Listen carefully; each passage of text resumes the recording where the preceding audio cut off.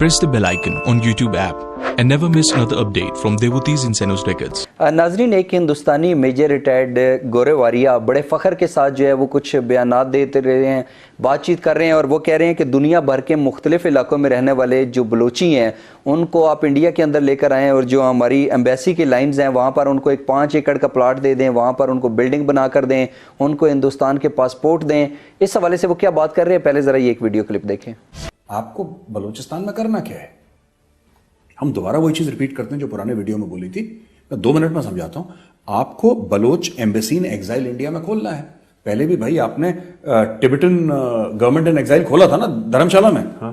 आपने खोला था बहुत पहले जी, जब आप कुछ पावर थे ही नहीं, आप एक गरीब मुल्क थे, आपकी कोई पूछ नहीं थी। अब तो we are a powerful country. आप दिल्ली में इनको दे दीजिए एम्बेसीज की लाइन में एक प्लॉट 5 एकड़ का, वहां पे बना दीजिए इनकी बिल्डिंग और ले आइए बिल्कुल बलोचियों को यहाँ पे जो फॉरेन कंट्रीज में, इनको पासपोर्ट दीजिए, Indian passport, and then go to the top Ivy League colleges in US, go to top colleges in UK and Europe, Australia, New Zealand, right, Africa, everywhere, and बलोचियों को बोलिए look after them, pay them well, उनको salaries दीजिए और उनको targets दीजिए and put a Balochi on top of them. वो बलोच है, उनके टॉप पे होगा, उनका जो बॉस होगा ही will be a Bloch and he will tell. And the best thing is to have information warfare of the next level. Create content, create videos, right? Balochistan से वीडियो मुझे भी आते हैं, उसके पीछे म्यूजिक लगा रहता है, आधी चीज सुनाई नहीं देती, right? Professionally made videos, professionally made documentaries on Balochistan. There is so much material, right? And उसके साथ आपको जो उनको ट्रेनिंग देनी है, तरबियत दीजिए आपको। चारों तरफ से घेर के आपको मारना पड़ेगा। बलूचिस्तान अनस्टेबल होगा। जिस दिन बलूचिस्तान टूटेगा, पाकिस्तान से एक अलग मुल्क बनेगा, दैट डे, और बलोचियों को हमें एक मैसेज दे देना चाहिए साफ,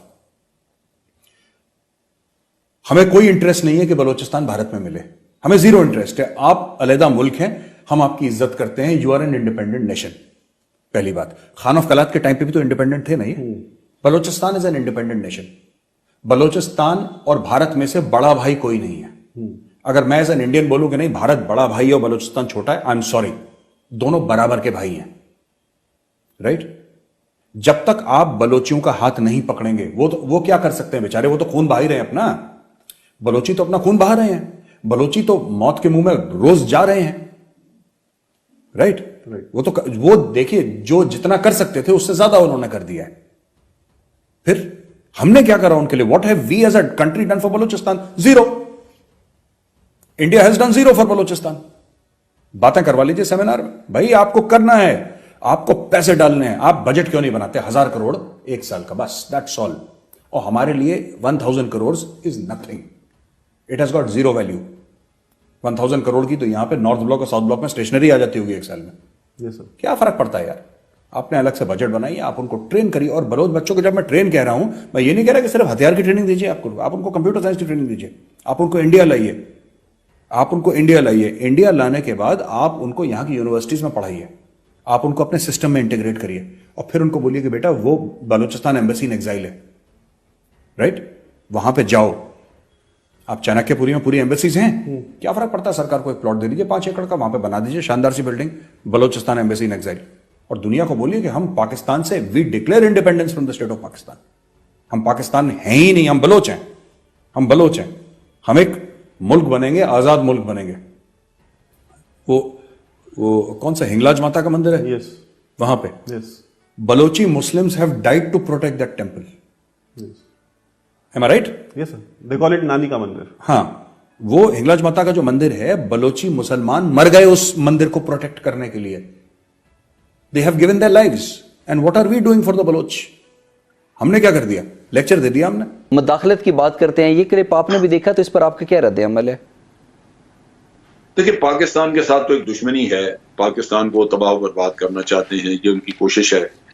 अगर भारत के अंदर मुसलमानों के साथ उनका सलूक बहुत भी अच्छा होता तो पाकिस्तान के साथ तो दुश्मनी फिर भी चली रही थी। सो इसका वो इशू नहीं है।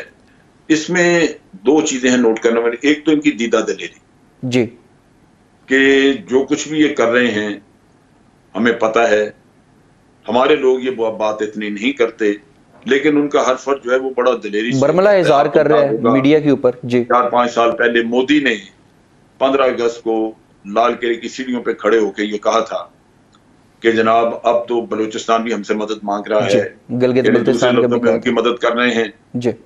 आजाद कश्मीर वाले भी हमसे मदद मांग रहे हैं, गिलगित बल्तिस्तान भी मांग रहा है, हमसे लोग राब्ते में हैं, खत लिखते हैं। यानी उसने ये सारा एतराफ खुद किया। और फिर उनके वजीर दिफा ने भी ये बात की, और मुख्तलिफ सतह पे अजीत दोवल जो उनका नेशनल सिक्योरिटी एडवाइजर है, उसके लेक्चर्स, उसकी टॉक्स जो है वो हमें इंटरनेट पे भी मिल जाती हैं, मुख्तलिफ जगहों पे। उन्होंने कोई इसको छुपाया नहीं हुआ, वो बिल्कुल खुले बंदों ये बात करते हैं कि जनाब हम बलूचिस्तान में ये करेंगे। अब चीज ये है कि जहां वो बेवकूफ हैं, जहां वो हमाकत कर रहे हैं, जहां इस जोश में कि हम बड़े हैं, हमारी ताकत है, ये एक एरोगेंस उनके अंदर एक मौजूद है जिसकी वजह से ये फजूलियात बोलते हैं। लेकिन ये जितनी बातचीत है ये ठीक है, हमें बलूचिस्तान में ये दहशतगर्दी थोड़ी बहुत होती है, उसका हम कुछ ना कुछ हम तोड़ करेंगे। लेकिन जहां वो हमाकत कर रहे हैं, जहां वो बेवकूफ़ी कर रहे हैं बहुत ज्यादा, वो ये है कि बलूचिस्तान में ऐसा कोई तहरीक तो नहीं है जी। अगर ये एम्बेसी खोले वहां पे बलोचों की, मिल जाएंगे बलोच जो बाहर बैरून मुल्क बैठे हुए हैं। उनमें से कई हैं जिनका रोजगार नहीं है, उनको भारत पैसे देता है और वो इस तरह के काम शाम करते हैं। उसमें ब्रह्मदाग भुगती और हरबियार मरी दर फहरिस्त है। नवाब अफकलात भी भागा हुआ, वो भी वहां पे है। तो जब 5-6 लीडर जिनकी दाल नहीं गल रही थी यहाँ पे, वो बाहर बैठे हैं और उनके कुछ ना कुछ जो लॉयल उनके कबीले के लोग होंगे उनके जरिए ये काम करवा देते हैं। लेकिन ये है कि वो मजे में है, उनको खर्चा मिलता है, वो भारत की ख्वाहिशात के मुताबिक को बयान भी दे देते हैं। अब उनसे मिलके अगर ये यहाँ पे कोई एम्बेसी खोल दें तो पाकिस्तान भी एम्बेसी खोल दे। तो बात ये है कि ये खुशामदाना सा माहौल है वहां पे सही। और खुशामद के लिए ये लोग अपनी इज्जत और वकार का भी ख्याल नहीं करते और ऐसी घटिया बातें कर देते हैं जो मजाक का खेल होती हैं। बिल्कुल सही। और होता है कि वो बातें उनसे तवक्को भी नहीं की जाती कि ये इस तरह की बातें करें। ठीक, बिल्कुल सही। बिपिन रावत जो है वो अक्सर औकात ऐसी बातें करता रहा है जो भारत में पहले कभी भी किसी चीफ ऑफ आर्मी स्टाफ ने नहीं की थी। उनका ताल्लुक सियासत से होता है। यूं लगता है बिपिन रावत का ये लगता था कि बिपिन रावत जो है वो एक न्यूट्रल आर्मी चीफ नहीं है, बल्कि वो पहले बीजेपी का रुकन है, आरएसएस का रुकन, और फिर वो आर्मी चीफ बनाया गया। जैसे लिहाजा वो बात वो करता था जो कि हकीकतन उसको नहीं करनी चाहिए। आर्मी चीफ को जेब नहीं देती, ये सौदे को जेब नहीं देती। तो वो इसी चीज को, इसी फसल को काट के तो उस पर वो अपना आज वो उसका फायदा उठा रहे हैं। बिल्कुल सही। जनरल साहब, भारतीय वजीर आजम नरेंद्र मोदी ने कोरोना वायरस के बहरान पर काबू पाने के लिए कहते हैं कि 20 लाख करोड़ का जो इमदादी पैकेज है उसका ऐलान किया है, जो भारतीय जीडीपी का 10% है।